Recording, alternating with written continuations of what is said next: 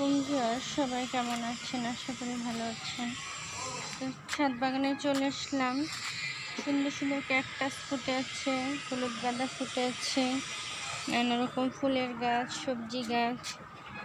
আর এদিকে হলো কবুতর, আর এদিকে মুরগির বাচ্চাগুলো বড় হচ্ছে, ফার্মি মুরগির বাচ্চা। তো সবাই সাপোর্ট করে সাবস্ক্রাইব করে পাশে থাকবেন। তো আজকে কাজকর্ম হলো এই যে আমি আলু, পেঁয়াজ, রসুন নিয়ে এসেছি লাগানোর জন্য। এগুলো লাগিয়ে দিব বিসমিল্লাহ বলে। মরিচ গাছ আছে, সব আছে। তো পেঁয়াজ এবার লাগানো হয়নি এখনো আমার।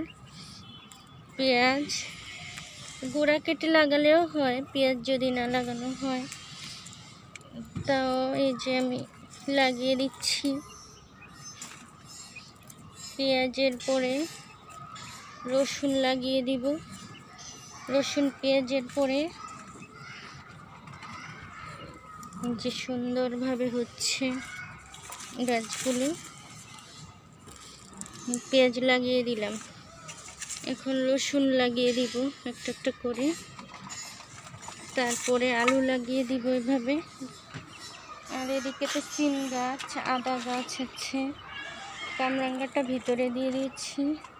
পুঁই শাক, লাউ শাক, বরবটি সব কিছু আছে। এদিকে বিলাতি, ধনেপাতা, মূলা শাক, টমেটো গাছ আর বেগুন গাছটা আমার বোনের ছেলে নিয়ে আসলো আমার জন্য।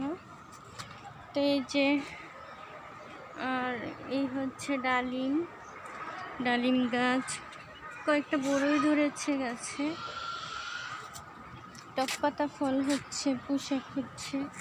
এদিকে গাজরের বিচি হচ্ছে, লাউয়ের বিচি বুনেছি এটাতে, সুন্দর সুন্দর কালারের মরিচ।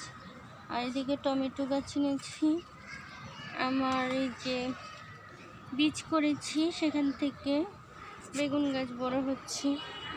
এদিকে হচ্ছে করলা গাছ, আমার এই যে লেবু গাছ। তো লেবুটা বড় হয়ে গেছে, খাওয়ার সময় হয়ে গেছে।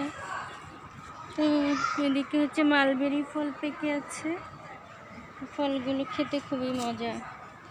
এদিকে এটা হলো মালটা গাছ, এদিকে নানা রকম শাকসবজি, লেবু গাছ।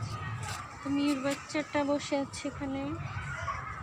আর এদিকে আমড়া গাছ, নানা রকম গাছ, শাকসবজি। লাউ গাছটা বড় হচ্ছে।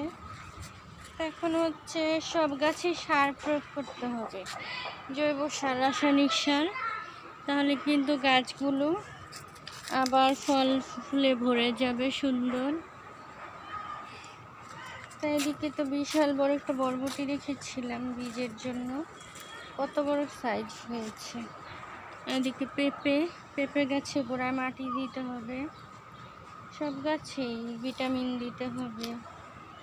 তো এদিকেও কিছু 8-10টা বড়ই ধরেছে গাছে। সিম গাছ সিম ধরার উপযোগী হয়ে গেছে।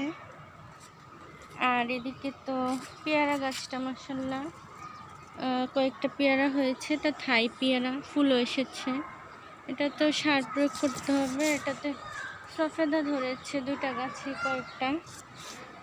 তো যত্ন আর সারের অভাবে বেশি হয় না, ছাদ বাগানের গাছে যত্ন করতে হয়। ধনেপাতা কিছু তুলে নিব। আর এদিকে তো পুঁই শাকের মুচি হয়েছে, লাউ গাছটা অনেক বড় হয়ে গেছে। এদিকেও লাউ গাছ বড় হচ্ছে। তো লাউ গাছ খুব দ্রুত বেড়ে যায়। হচ্ছে ফুল ফল, শাকসবজি গাছ। তো সবাই ভালো থাকবেন। আল্লাহ হাফেজ, আসসালামু আলাইকুম।